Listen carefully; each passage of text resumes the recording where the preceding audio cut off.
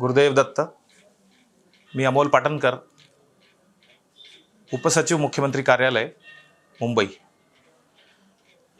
गुरुमंदिर कारंजा लाड हे पूर्ण वाशिमच नव्हे, महाराष्ट्राचंच नव्हे तर भारताचं हृदयस्थान आहे.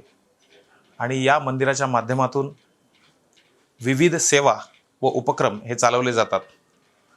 या सर्व उपक्रमांची माहिती आपल्याला आहेच.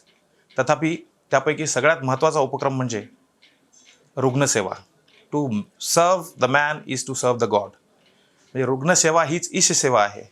या ईशसेवेचा लाभ घेण्यासाठी कारंजा गुरुमंदिर विश्वस्त मंडळाने, संस्थांनी 2 ते 3 प्रकारच्या रुग्णवाहिका सेवेत दाखल केलेल्या आहेत.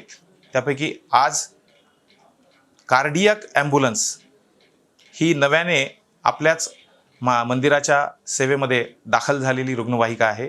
या रुग्णवाहिकेचा सर्वांनी व्यवस्थित लाभ घ्यावा.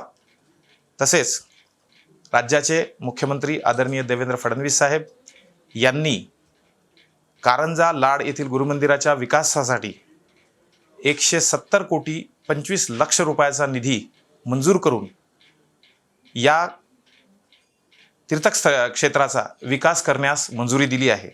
त्यापैकी मागच्या आठवड्यात टोकन म्हणून 5 कोटी रुपयाचा निधी वितरित केला आहे.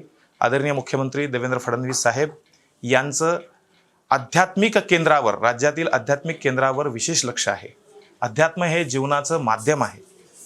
त्यामुळे या माध्यमाचा चांगला विकास व्हावा, महाराजांचे सगळे विचार हे त्यांच्या भक्तांपर्यंत जावे आणि आपलं जीवन कसं, आपलं आयुष्य कसं समृद्ध होईल, हाच आदरणीय देवेंद्र फडणवीस यांचा ध्यास आहे. आज गुरुमंदिराच्या माध्यमातून देवेंद्र फडणवीस दूत या नावाची कार्डियक ॲम्ब्युलन्स मंदिराच्या सेवेत आणि रुग्णांच्या सेवेत दाखल झाली आहे. तिचा लाभ सर्व रुग्णांनी घ्यावा ही विनंती.